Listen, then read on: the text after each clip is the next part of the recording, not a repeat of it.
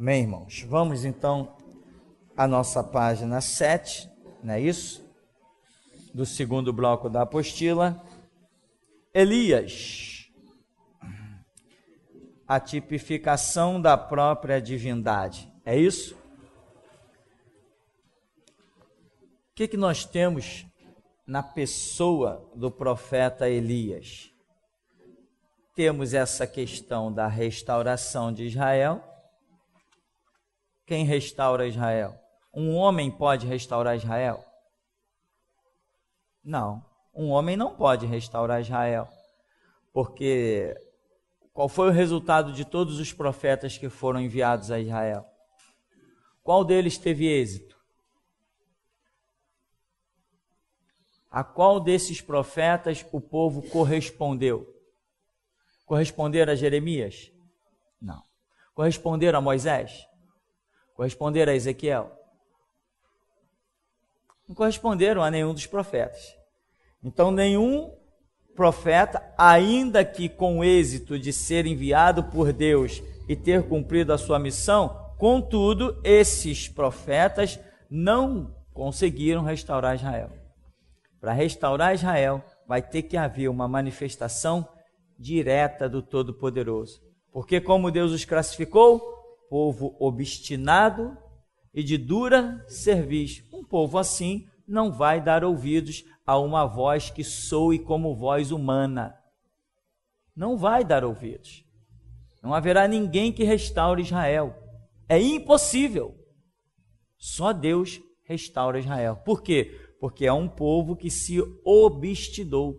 É um povo que se fechou em tradições e concepções.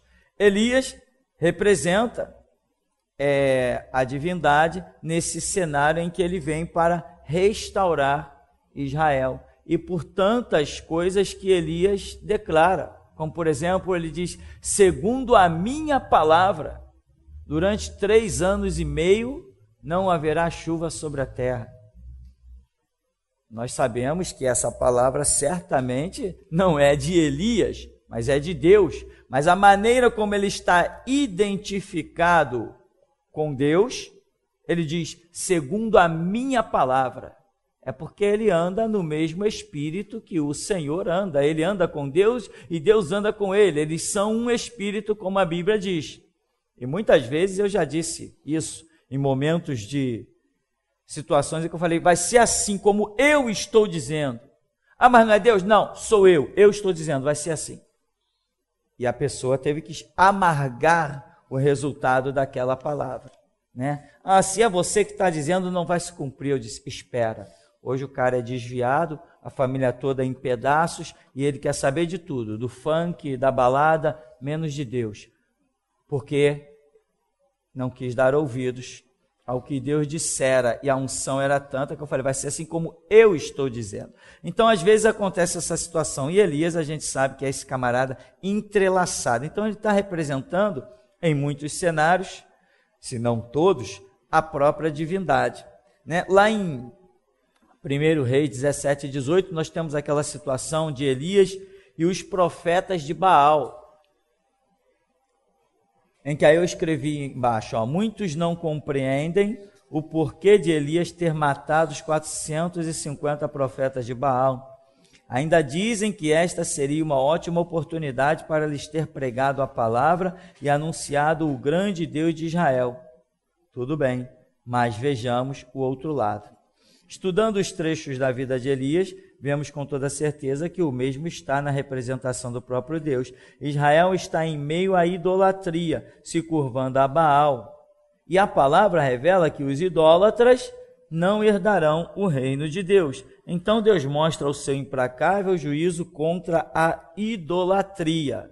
Nós sabemos que ali está bem tipificada a questão de uma condenação eterna para todo aquele que adora imagens de escultura ou objetos ungidos, que agora estão aí bem modernizados pela Universal, pela Mundial. Objetos ungidos são idolatria, tanto quanto um boneco de gesso. Ambos lançam no inferno, porque entre nós e Deus está Jesus Cristo homem, o mediador entre nós e Deus é Cristo Jesus e o seu sacrifício. Se eu devotar, atribuir fé, tiver confiança a qualquer que seja um objeto ungido, seja uma rosa, um sal, ou seja lá o que for, isso faz de mim um idólatra.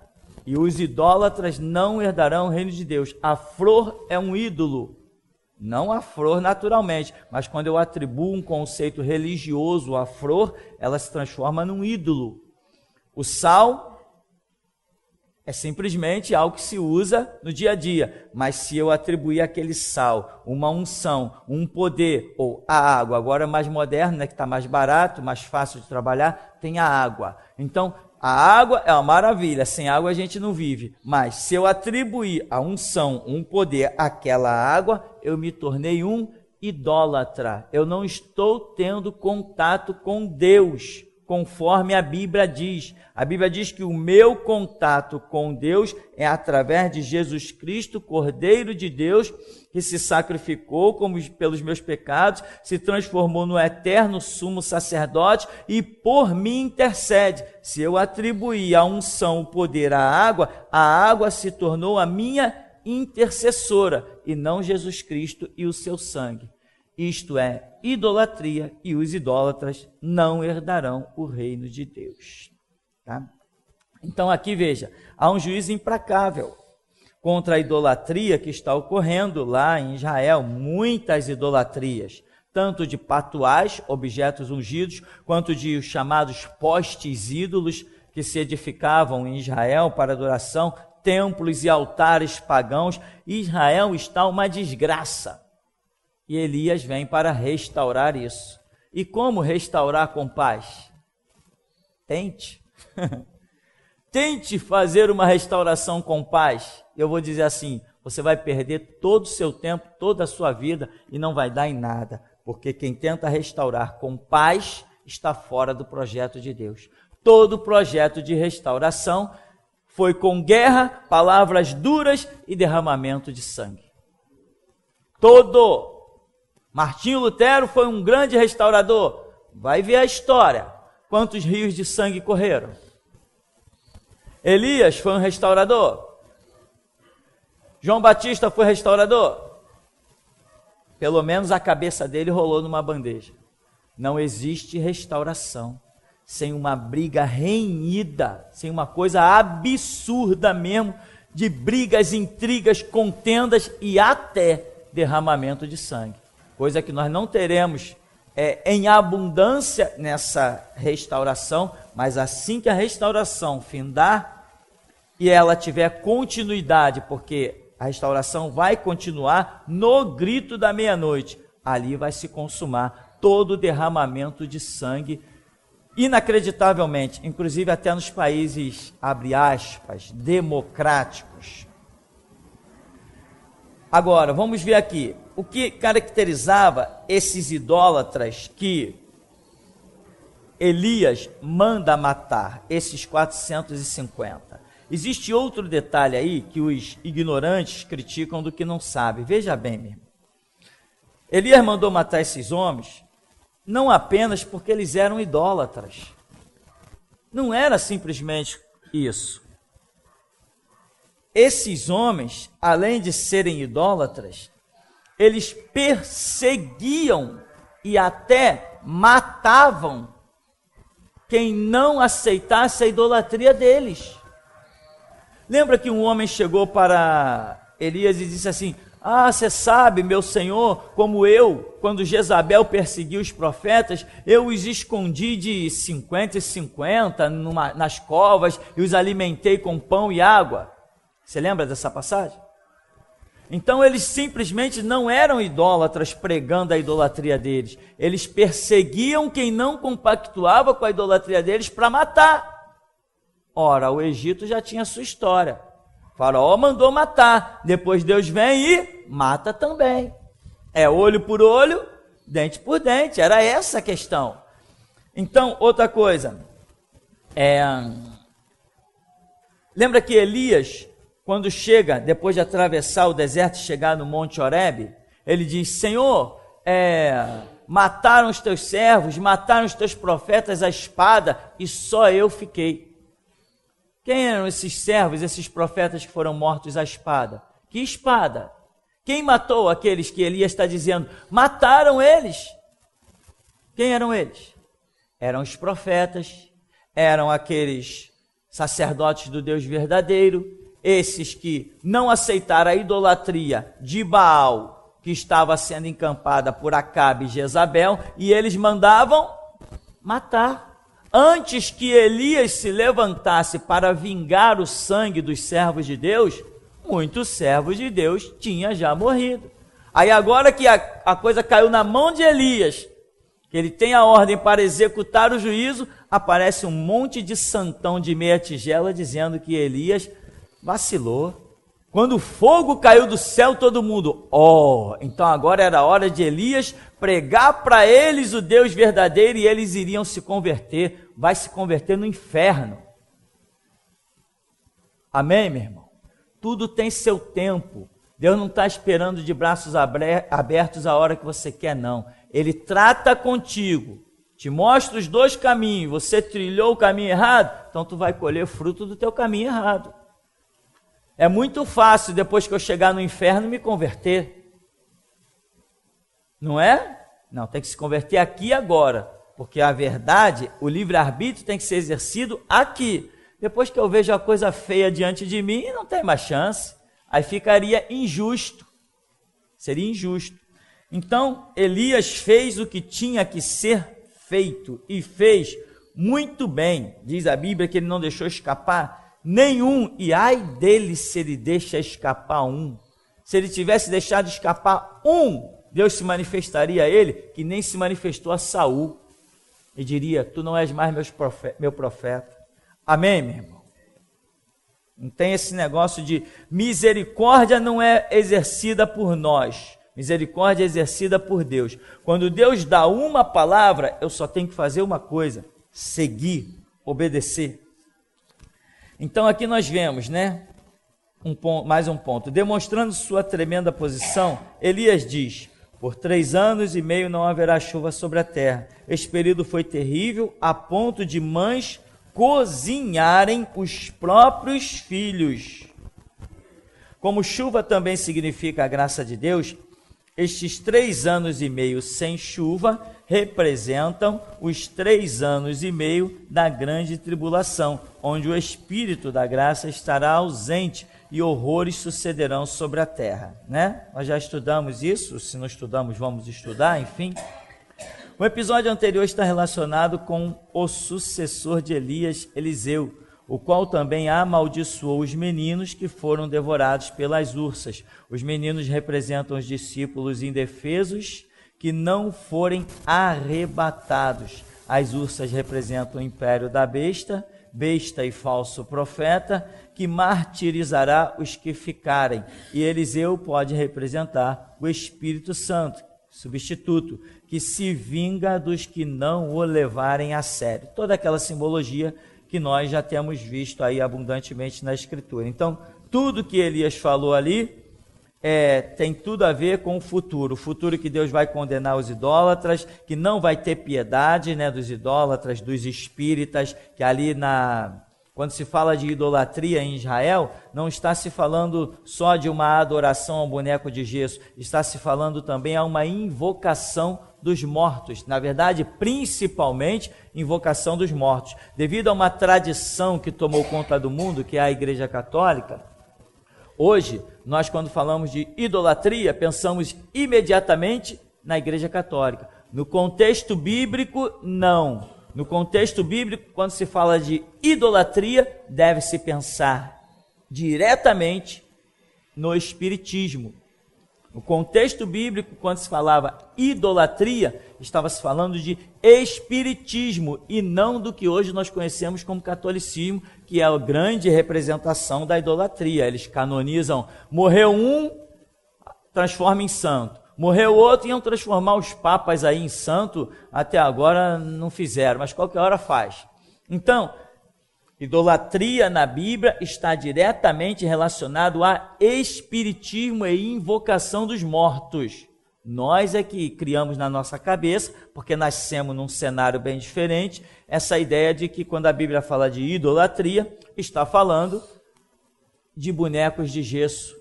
Mas o assunto principal não são os bonecos de gesso, são a invocação dos mortos, que eram representados por bonecos de gesso também, como é hoje, mas naquela época o espiritismo imperava muito mais. Bom, deixa eu ver o que temos mais aqui. A palavra de Elias, 3 anos e meio, é o período da grande tribulação, em que a coisa vai pegar fogo mesmo, e Jesus falou que se aquele dia não fosse abreviado, que nenhuma carne se salvaria. Tá? E aí você lendo, você vai encontrar muitas coisas. Eliseu é um substituto, então Eliseu, se Elias representar Deus, Eliseu vem representar o Espírito Santo, né? E quando a gente fala Deus, irmão, às vezes fica confuso falar Deus, porque muita gente, quando a gente usa a expressão Deus, a gente pensa diretamente no Pai. Mas não, quando nós falamos Deus, muitas vezes nós estamos falando de uma operação sobre a terra. Então, Deus, Jesus Cristo é Deus. Ele é a operação divina sobre a terra em nosso favor. Então, Elias representa Deus, representa essa ação de Deus, o cumprimento da palavra, a manifestação de Deus entre nós. Quando ele é substituído, ele é substituído por Eliseu. Então Eliseu, quer dizer, Jesus foi e nos deixou o Espírito Santo. Eliseu passa a ser um símbolo do Espírito Santo. Então, olhando a autoridade na vida de Eliseu, olhando os passos daquilo que Eliseu faz, nós vamos descobrir quais são os propósitos do Espírito Santo hoje sobre a terra. Muita gente não está estudando e está criando propósitos que nunca vão existir, que nunca receberão aprovação diante de Deus. Então, se você olhar a vida de Eliseu, como ele se conduziu, ali está como o Espírito Santo vai se conduzir sobre a terra. E você não vai ver Eliseu sentando na mesa dos políticos que eram abundantes. Você não vai ver Eliseu com palavras sujeitas ao rei. Você vai ver Eliseu dando ordens para reis. É isso que você vê Eliseu fazendo. Você não vê Eliseu compactuando, se calando. Ao contrário, você vê uma autoridade de Eliseu tremenda. Quando Eliseu arrasta o exército sírio, né, para dentro da cidade, o rei diz assim: vou feri-los. Eliseu diz: não vai não. Vai ferir os que tu pegar com a tua espada. Esses não. Põe comida e água para eles. Irmão, tinha um exército ali. Põe comida e água para eles e despede eles em paz para o seu Senhor. Quem é a autoridade? É Eliseu ou é o rei? É Eliseu ou são os líderes dos exércitos lá de Israel? Eliseu é a autoridade. Quem é a autoridade hoje? A autoridade hoje é o Espírito Santo, que está na igreja. A autoridade hoje é a igreja. Se a igreja não se curvar, Deus vai honrar a igreja. Mas se a igreja se curvar, meu irmão, Deus não honra covarde. Essa é a realidade. Quer exemplo? Nós somos os exemplos. Todo mundo que entrou na linha se metendo conosco está caindo esgoto abaixo. Onde está a delegada Ellen Sardenberg? Onde está o delegado Henrique Pessoa? E você vai anotar muitos outros nomes. Você vai anotar ainda muitos outros nomes que você vai ver na história, porque nós não vamos nos curvar. Nós sabemos qual é a missão do Espírito Santo conosco e nós não vamos escapar dela. Nós já conhecemos o futuro. Agora, se as pessoas se acovardam, né? Com um processinho, com uma besteirinha, com um revólver, se acovardar, meu irmão, esquece Deus, porque Deus não anda com covardes. Bom, essa é um pouco da vida dessa simbologia de Elias e de Eliseu. Nós temos aí Davi que eu escrevi assim: um reinado prefigurante ao de Cristo, né? O que é isso? Davi, ele tem um reinado que ele é igual ao reinado messiânico. Messiânico de Messias, o Cristo que se manifestaria. Ou seja, o reinado de Davi tipifica o reinado do próprio Cristo. Você vê que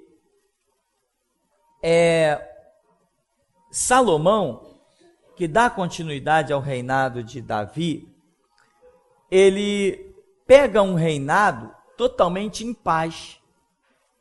Salomão não saiu a guerra nenhuma.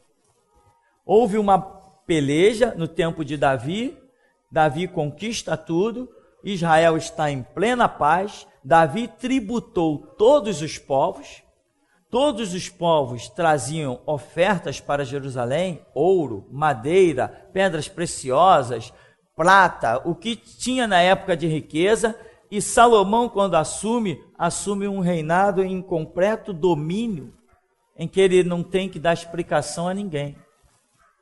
E Salomão faz aquelas besteiras todas. Mas o reinado de Davi, salvo os seus pecados que marcaram, e ele pagou muito caro pelos pecados, porque Davi não podia ter cometido aquelas coisas que ele cometeu de jeito nenhum, porque ele era o símbolo de um reinado messiânico. Ele representava a ação do império de Cristo sobre a terra. Por que Moisés pagou tão caro? Porque simplesmente ele deveria ter dito: rocha, dá água. Mas ele se irou com o povo, foi lá: vocês querem água? Vocês vão beber água. Bateu na rocha, a rocha deu água. Mas a atitude dele não foi condizente com a simbologia a que Deus estava incluindo a vida dele. Ele pagou muito caro. Moisés simplesmente não acreditou que Deus estivesse levando a coisa tão a sério, que ele não iria entrar na terra prometida. Ele não acreditou nisso. Por isso a Bíblia diz que ele orou quantas vezes? 3 vezes. Ele não estava acreditando nessa história. Só na terceira Deus falou para ele: tu não me toques mais neste assunto. A Bíblia diz que Deus falou isso para Moisés: não me toques mais neste assunto, tu não entrarás na terra. Aí Moisés caiu na real da besteira que ele tinha feito, com apenas um toquezinho naquela rocha que ele não tinha que ter tocado, tinha que ter falado. Porque ninguém obriga Cristo a dar da sua água. E Moisés teve uma atitude que praticamente era como se estivesse obrigando. Bater com cajado? Impossível. Ele feriu a simbologia. E simbologia para Deus é coisa séria. Pela simbologia das coisas que se passaram, hoje eu posso te dizer o que será o futuro. E se eu não entendesse o suficiente, agora eu estaria aqui dizendo algumas coisas erradas. Por quê? Porque Davi feriu a simbologia. Moisés pisou na bola com a simbologia. Então, um trabalho a mais para o Espírito Santo chegar para mim e me mostrar que eles erraram. Eles adulteraram a simbologia. Aí Deus tem que me mostrar o castigo deles, me provar que aquilo estava errado. É um trabalho a mais para Deus. Essa é a realidade. Então, Davi pisou na bola sim, excluindo isso, que são os erros de todos aqueles grandes homens. Nós vamos ver a simbologia. Por exemplo, chamado em condições improváveis. Você poderia imaginar que aquele menino que cuidava de ovelhas, desprezado até pelo pai, o 8º filho, viria a ser o rei de Israel? Irmão, nem com bola de cristal, né? Não dava para imaginar aquilo, de jeito nenhum. Outra coisa, a respeito de Jesus, tinha como imaginar que uma criança nascida numa vila pobre, paupérrima da Judéia, pudesse ser o filho de Deus? Impossível também. Até os próprios discípulos se escandalizavam muitas vezes nele, até ver a realidade. Então, as condições improváveis Como é que o Filho de Deus vem nascer justamente numa família das mais pobres que podia existir em toda a nação de Israel? Condição quase que zero. Desprezado pelos irmãos. Davi foi desprezado pelos irmãos? Foi. Jesus foi desprezado pelos seus irmãos? Você já leu o Evangelho e viu as expressões, inclusive, do apóstolo João, que diz assim: nem mesmo os seus irmãos criam nele. Tem um episódio lá no Evangelho de João que os irmãos estão discutindo com Jesus. Imagina, loucura, estágio da loucura. Eles dizem para Jesus: tu não quer aparecer? Tu não quer ficar conhecido? Então vai para a festa, mostra-te na festa. Aí Jesus bate boca com os seus irmãos, não é com os seus discípulos, aqueles todos que eles tinham chamado, seus irmãos. A Bíblia diz que é com os seus irmãos. Aí Jesus diz assim para eles: vai vocês para a festa. O tempo de vocês é sempre presente, mas o meu não. E Jesus começa a bater boca com os seus irmãos ali no Evangelho de João. Jesus foi respeitado pela sua casa? Por que Jesus então diz: não há profeta sem honra, senão no meio da sua própria casa, entre os seus? De quem ele está falando? De mim? De você? Ou dele mesmo? Então, foi desprezado, Davi foi desprezado pelos seus irmãos, e como, mesmo depois de os seus irmãos saberem que Samuel havia ungido Davi como rei, ainda assim eles desprezaram mais ainda. Isso aconteceu com Jesus. Passou na prova, né? Davi passou na prova, foi o caso de Golias, e lá em Mateus 4, Jesus passou na prova, no deserto com o diabo. Fugitivo com ameaça de morte, Davi correu desertos afora e Saul atrás dele. Jesus teve a mesma história. Herodes mandou matar todas as crianças de 2 anos para baixo, e depois Jesus foi levado ao Egito para escapar da ira do Império Romano. Davi foi rei, sacerdote e profeta. Jesus também foi rei, sacerdote e profeta, inclusive representado naqueles objetos que ele ganhou como presente. O ouro, que representa o rei, o incenso, que representa o sacerdócio, e a mirra, que representa a profecia. Jesus era rei? Sim, e agora no milênio nós veremos claramente. Jesus é sacerdote? Sim, a Bíblia diz que ele, como eterno sumo sacerdote, intercede por nós. Jesus foi profeta? Aí então não tem nem o que questionar, nem o que parar para pensar. E Davi? Davi era profeta? Um único exemplozinho é o Salmo 22, né? Uma pura profecia sobre a vida de Jesus Cristo. Davi era sacerdote? Bom, Davi era rei? Era, tá na cara, né? Mas Davi era sacerdote? Por que Davi era sacerdote? Porque às vezes que ele ofereceu sacrifício, foi aceito. Inclusive na eira de Araúna, quando caiu fogo do céu. Para que alguém ofereça um sacrifício, e este sacrifício seja aceito, esse alguém tem que ser sacerdote. Existem atribuições específicas que pertencem a um rei, atribuições específicas de um profeta, atribuições específicas de um sacerdote, atribuições específicas de um ministro de louvor. Cada ministério tem a sua atribuição específica.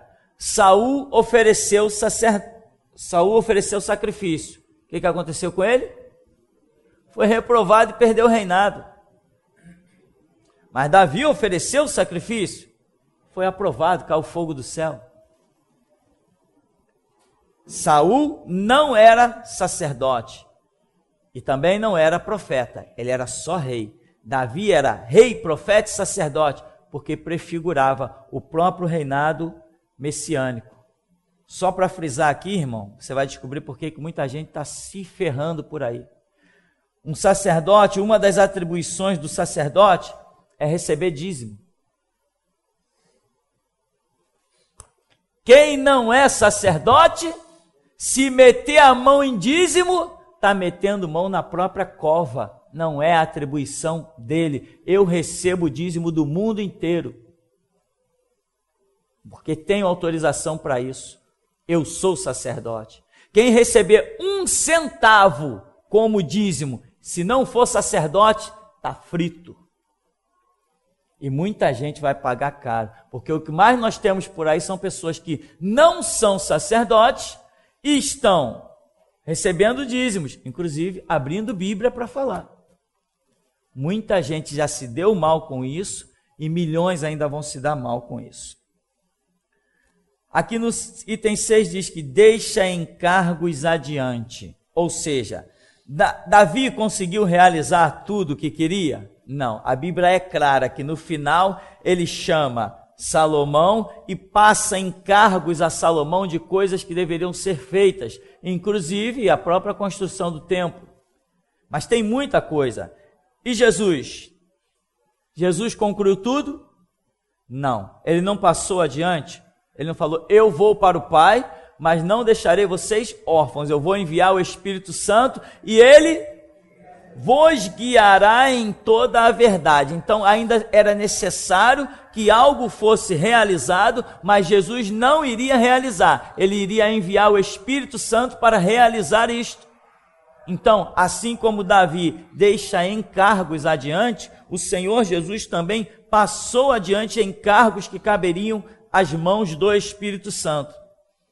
Traído por amigo íntimo, tem até umas referências aí, né? Aquele que mete comigo a mão no prato, esse é o que me trai. Davi escreve lá no Salmo 41, até o meu amigo íntimo levantou o seu calcanhar contra mim. Ou seja, gente que convivia na casa de Davi, comia na mesa de Davi, o traiu.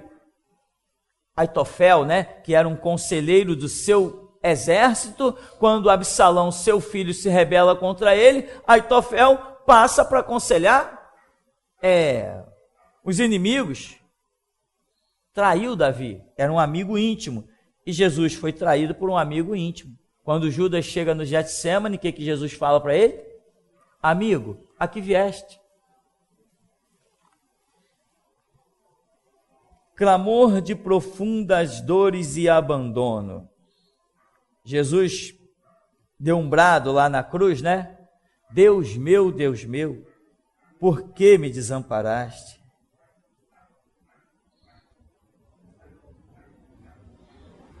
Não foi isso?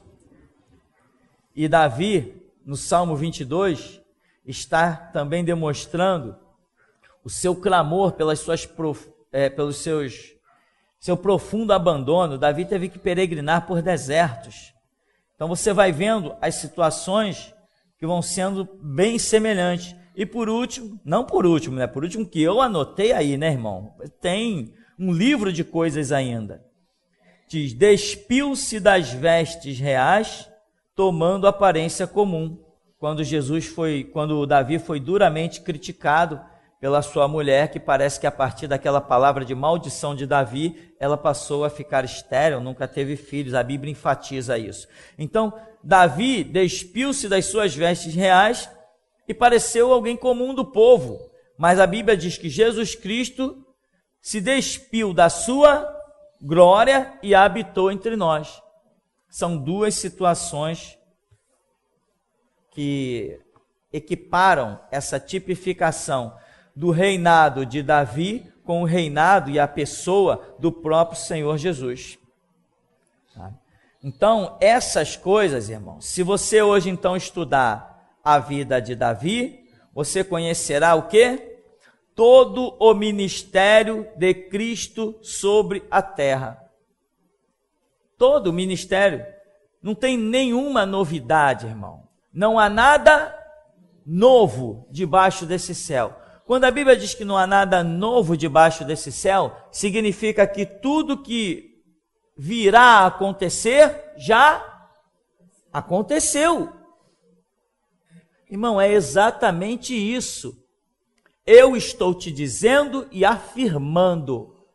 Tudo que vai acontecer no futuro, já aconteceu no passado, porém de formas diferentes, tipificações. A tipificação é um tipo de linguagem usado na Escritura pelo Senhor Deus Todo-Poderoso.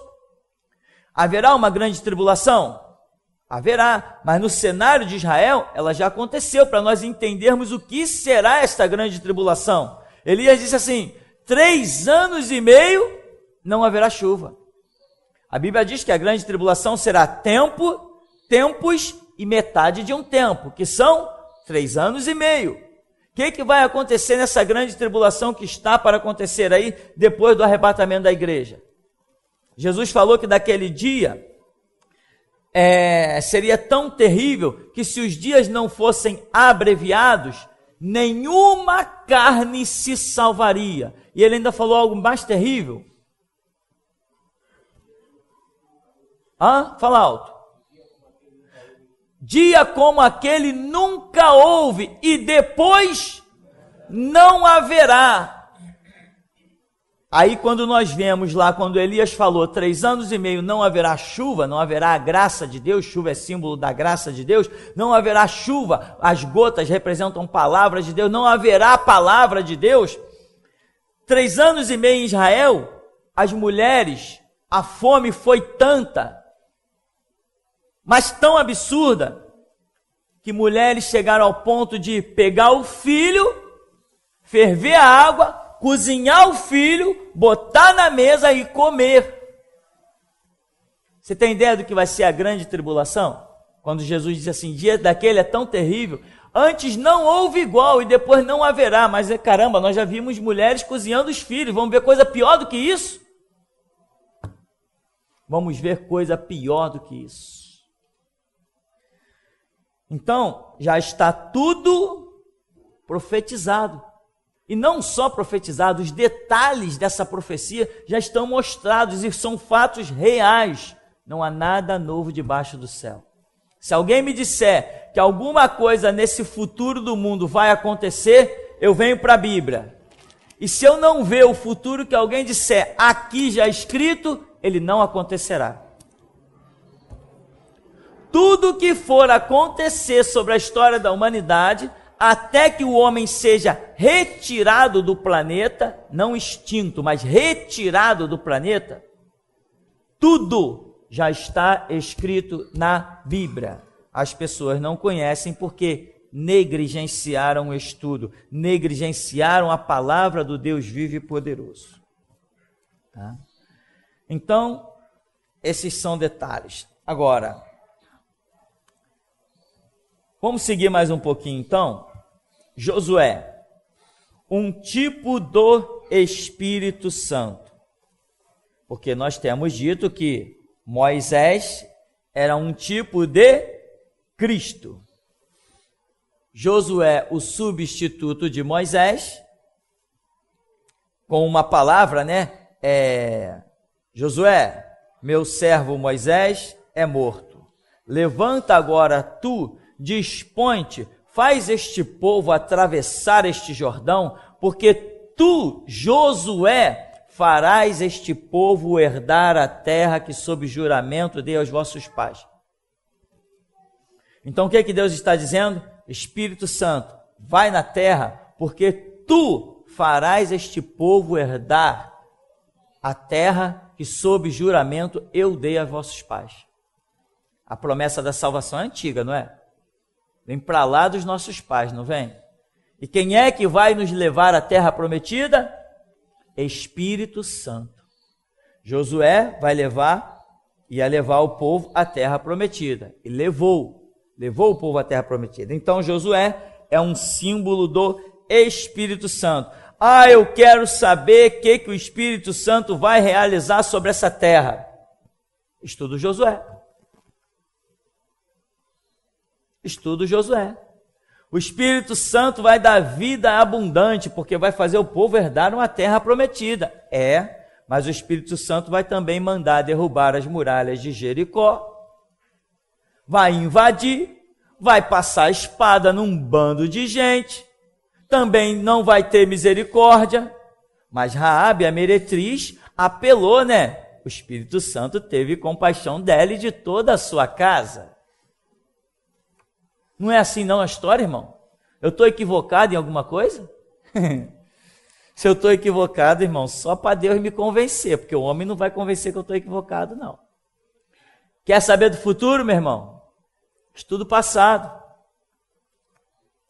Josué representa o Espírito Santo. O ministério de Josué é a simbologia de todo o ministério do Espírito Santo, até que a igreja entre na terra prometida. Entrar na terra prometida significa passar por uma porta, significa conhecer uma nova dispensação, ou seja, do que nós estamos falando, arrebatamento. A missão do Espírito Santo começou lá, há 2000 anos atrás, e se encerra no arrebatamento.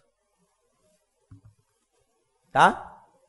Então, eis a questão. Aí vamos dizer assim, foi dito ao povo, adiante de vós eu envio o meu anjo. Josué, aí tem lá em Êxodo, né?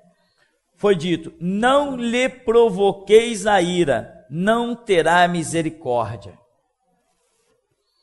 Esse anjo que Deus falou assim, olha, Moisés, eu não vou andar no meio desse povo, esse povo é rebelde, eu vou enviar o meu anjo. Esse anjo, liderança espiritual, é Josué.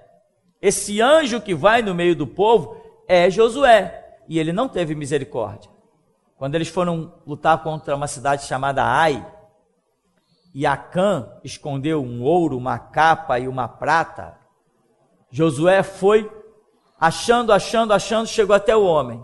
Quando chegou até o homem, o que fez? Sem pena e sem dó. Josué não deu conselho para ele, não. Josué passou a espada. Não teve misericórdia. Tem muita gente achando que o Espírito Santo é só misericordioso. Não é não, meu irmão. Não é não. Nessa rua aí tem coleção de caixão já, e tem outros já para baixar a sepultura. Como Deus falou aqui, que via tantos caixões aí fora, e já está quase em número de 10 dos que já desceram a sepultura dessa rua aí. E tem mais para descer. Misericórdia? Misericórdia tem limite. Juízo não. Misericórdia tem limite. Juízo não. Porque se Deus faltar com seu juízo, ele deixa de ser justo. Então, a misericórdia existe até a hora que é necessário entrar o juízo. Como diz a Bíblia, né? Como é que diz? A misericórdia triunfa do juízo, mas o juízo será sem misericórdia. É isso que a Bíblia diz. Então veja, aqui foi dito, não lhe provoqueis a ira, porque ele não terá misericórdia. Não terá mesmo? Qual é a outra pessoa que tipifica o Espírito Santo? Eliseu, nós acabamos de ver. E ele teve misericórdia? Em algumas coisas ele teve, né? Sempre tem, né? Tiveram de Raabe. Mas e quando aquelas crianças... Sobe, calvo, sobe. Sobe, ô calvo, sobe, calvo. O homem havia acabado de receber a capa de Elias. Está andando sem tocar no chão praticamente, cheio da unção. Olhou para trás, amaldiçoou aquelas crianças. Na mesma hora saiu 2 ursas da floresta e devorou todo mundo.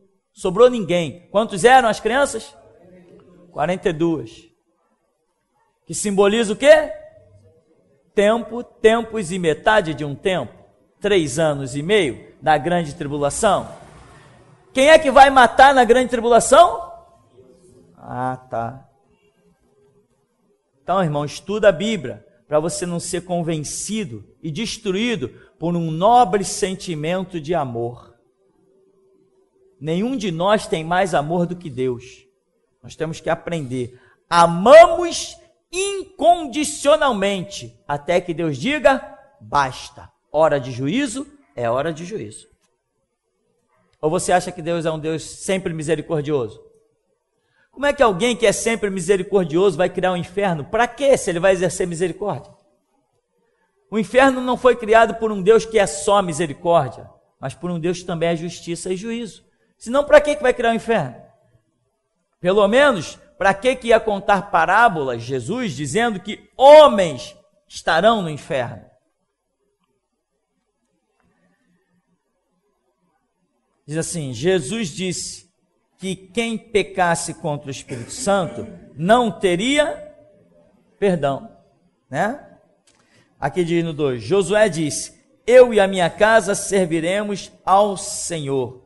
O Espírito Santo só aceita como casa o que serve ao Senhor. O Espírito Santo habita em qualquer um? Não. Só aquele que é casa e templo do Espírito Santo. Quem é esse? Aquele que serve ao Senhor. O zelo do Espírito Santo será mostrado no dia do arrebatamento, quando sem misericórdia deixará os crentes fracos. Você sabia que muito crente, como diz a Bíblia lá, parábola das 10 virgens que tinham lâmpada e tinham azeite, mas o azeite era pouco. Tinham lâmpada, tinham azeite, eram virgens, então eles eram igrejas, mas o seu azeite, a sua unção, o poder na sua vida não era o suficiente. O que o Espírito Santo fez? Tchau. Quando elas chegaram, a porta já estava fechada. Então o Espírito Santo não vai ter misericórdia. Ele não foi enviado para ter misericórdia em todos os momentos. Tem momentos que ele foi enviado para exercer juízo, justiça. E um desses momentos vai ser quando houver o arrebatamento, em que ele tira a igreja da terra e ele deixa a igreja na terra para ser massacrada pelo anticristo. Quem vai sair da terra quando o Espírito Santo tirar brevemente?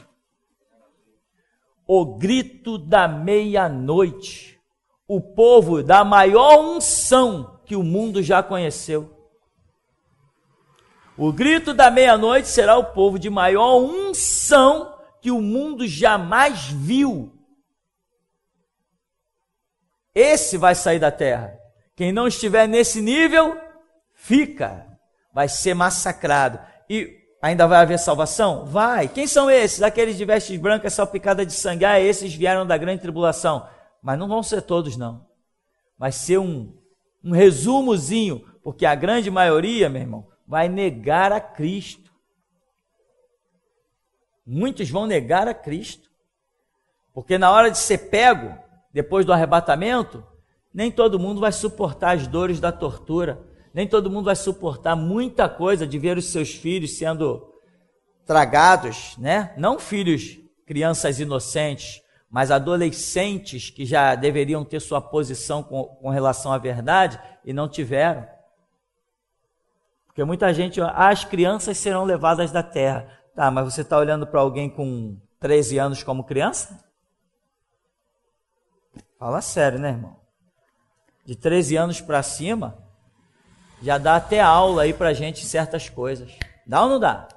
Ainda mais com a era da internet aí. Se dá. Então, muitos não vão suportar ver os seus filhos na ponta da espada. E aí, vai confessar ou vai negar? Pode acreditar que muitos vão negar. Então, essa é a realidade. As tipificações do passado, ou as tipificações proféticas, elas nos ensinam o que será o futuro. Esse conhecimento está aí, mas com negligência, a igreja fracassou, a igreja se voltou para o dinheiro, os lobos entraram no meio do rebanho, mercenários não tiveram piedade do rebanho, destruíram a igreja e hoje nós temos a chance de conquistar os maiores galardões que Jesus Cristo tem, sendo restauradores da igreja. Nós temos a maior chance. Vamos continuar mais um pouquinho aqui.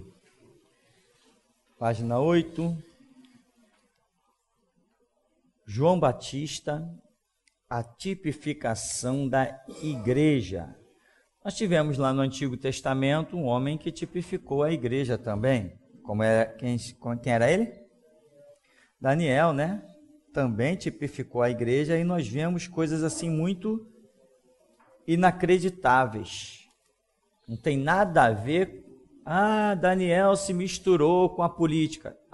Se misturou não. não se misturou mesmo. E na Bíblia nós podemos provar que Daniel não se misturou com a política. Sempre que mudava um rei, ele ficava esquecido, porque ele não fazia parte do sistema, né? E José se misturou com a política. Balela, besteira, não tem nada a ver de José com política, para esse pessoal hoje querer justificar esse mercenarismo e essa degradação moral e espiritual que está se convivendo por aí.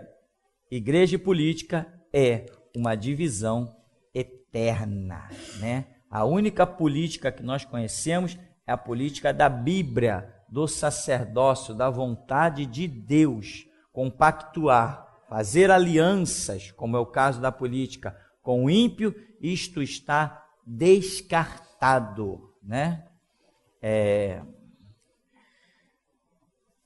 Aqui então nós temos João Batista, que tipifica a igreja. Tem alguns detalhezinhos aqui que diz, por exemplo, poderia ter prosseguido dentro de um sistema natural. João Batista, ele é uma mudança no modo de pensar. Enquanto todos estão dizendo, temos por pai Abraão, isso era glorioso? Era glorioso. Mas João Batista diz, não presumais dizendo temos por pai Abraão. Tem coisa que é muito além disso. Até das pedras Deus pode suscitar filhos a Abraão. Produzir, pois, frutos dignos de arrependimento. Característica da igreja, que deveria ser característica de Israel, mas não foi. Israel repousou mais em coisas não espirituais do que espirituais. Como, por exemplo, temos por pai Abraão. Mas a Raabe, a meretriz, teve um livramento muito maior do que muitos judeus, e ela não tinha por pai Abraão. Raabe, a meretriz, faz parte da genealogia de Jesus Cristo, mas ela não tem por pai Abraão. Então a igreja é a que tem uma visão muito superior aos filhos de Abraão, ao próprio judaísmo, né? E diz que foi para o deserto, lutas, dificuldades, né? O deserto é a escola do Senhor. No deserto nós vemos aquela tipificação com Israel, onde o povo é levado a passar por prova. Jesus foi levado ao deserto para ser provado. Enfim, Davi, no tempo da sua prova, peregrinou pelo deserto. O deserto revela provas, lutas, dificuldades. O tratar, o lapidar de Deus acontece no deserto. O deserto é lugar de dificuldade. E a igreja hoje se encontra, pelo que vemos na tipologia de Israel como nação, a igreja se encontra no deserto, que ela tem que atravessar até chegar à terra prometida, assim como aconteceu nos processos da história de Israel. Embora lá se perseguia uma terra prometida natural do mundo, nós hoje perseguimos uma terra prometida espiritual, que olhos não viram, nem ouvidos ouviram, nem jamais penetrou ao coração humano. Então veja, voltando ao primeiro ponto, João Batista poderia ter prosseguido dentro de um sistema natural, quer dizer, ele era filho de sacerdote, ele tinha sua propriedade, ele tinha os privilégios e ele seria mais um sacerdote, era um dos esquemas padrões. Filho de sacerdote virava sacerdote, desde que não se corrompesse, não se desviasse. Filho de sacerdote virava sacerdote. Era a regra, a menos que o cidadão se corrompesse, tivesse algum desvio de conduta que o reprovasse. Mas se ele andasse na linha, filho de sacerdote era sacerdote. Então, João Batista largou todos aqueles privilégios, né? Não pagava imposto. O trabalho de um sacerdote não se compara ao trabalho de um homem do campo. Israel era uma nação agrícola, todo mundo lá era mergulhado em enxada, pá, picareta. Essa era a vida maciça de Israel, né? Os que faziam, depois começou a se fazer tecidos, pintar tecidos, tudo isso era muito trabalho, ir buscar as tintas, viajar de uma cidade para outra, buscar recursos. O sacerdote não, ele tinha ali um trabalho que não se comparava ao trabalho dos outros. O sacerdócio era como que uma pessoa ainda que, vamos botar essa palavra entre aspas, uma pessoa que ela escapasse da maldição. Quando lá no começo foi dito, com o suor do teu rosto, tu ganharás o teu pão. O trabalho de um sacerdote não empreendia todo esse esforço desgastante. Tinha trabalho? Tinha. Não tinha que varrer o santuário?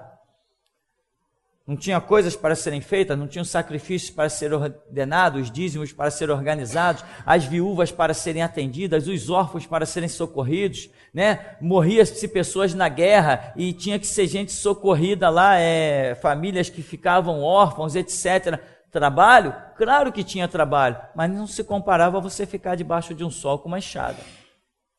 Então, João Batista, ele ao invés de desfrutar dessa sombra e água fresca, como herança do seu pai, que também era sacerdote, o nome do seu pai era o quê? Zacarias.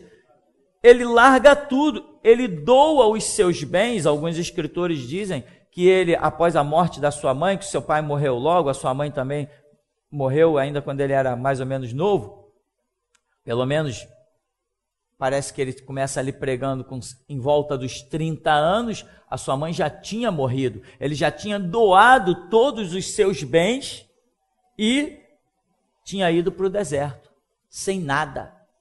Então essa renúncia absurda de João Batista o caracteriza como igreja. Sabia que essa renúncia absurda de João Batista o caracteriza como igreja? Porque Jesus falou assim, assim vós, se não renunciardes a tudo quanto tendes, não podereis ser meus discípulos. Lembra dessa palavra?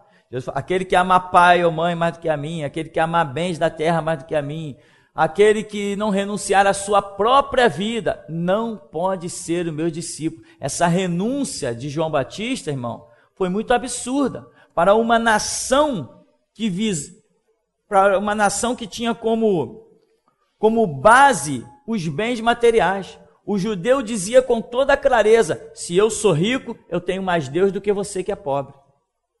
Essa era uma filosofia marcante nos judeus. O camarada, se ele se visse em bens materiais, ele dizia, eu tenho Deus, porque tem a palavra de Deuteronômio, né? Tu estarás por cima, não por baixo, te colocarei por cabeça, não por causa, tu emprestarás a muitas nações, de ninguém tu tomarás emprestado. Então o judeu, quando ele se via rico, ele dizia, Deus está na minha vida. Mas essa palavra não foi confirmada por Jesus, porque Jesus vem e diz assim, a vida de um homem não consiste na abundância dos bens que possui. Aí Jesus vem e conta aquela parábola. Um homem tinha um celeiro, tal, ele derrubou o celeiro, fez mal, depois, folga minha alma, come e bebe. Aí Jesus diz, louco, esta noite te pedirão a tua alma. E tudo isso que você tem, para quem vai ser? Ou seja, Jesus desvinculou o valor da alma que será pedida com os celeiros abundantes do camarada. Ele desvinculou. Justamente quando duas pessoas vieram lá e disseram, Senhor, manda meu irmão repartir a herança comigo. Aí Jesus falou assim, acautelai-vos das riquezas dos homens, porque a vida de qualquer pessoa não consiste da abundância dos bens que possui. Aí conta essa parábola para nós sabermos que verdadeiramente ser rico não significa ter Deus. Amém, irmão? Ter Deus significa ser suprido em todas as tuas necessidades. Ser suprido em todas as tuas necessidades, não necessariamente você precisa ter o dinheiro na tua mão. O dinheiro que você precisa pode estar na mão de outro. Deus vai lá e convoca este outro para vir cá e te abençoar. Às vezes Deus bota ele na tua mão mesmo, mas não necessariamente. Se Deus precisar operar, precisar entre aspas, não precisa, mas vamos dizer, se Deus precisar operar através do dinheiro, esse dinheiro não precisa estar na tua mão não, meu irmão, ele pode estar na mão de quem for. Amém?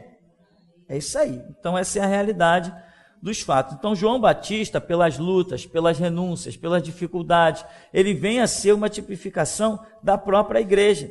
Aí diz assim, anunciava o que fora antes dele e ao mesmo tempo o que virá. Não é isso que João Batista fazia? João Batista não anunciava alguém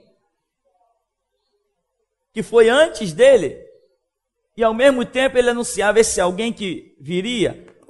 A igreja foi fundada por Cristo, então Cristo vem primeiro que a igreja. A igreja hoje não anuncia aquele do passado e ao mesmo tempo que aquele do futuro. A Bíblia diz que nós anunciamos aquele que era, que é e que há de vir. Não é isso que nós dizemos? Jesus é o que era, que é e que há de vir. Essa palavra que nós usamos abundantemente no Novo Testamento.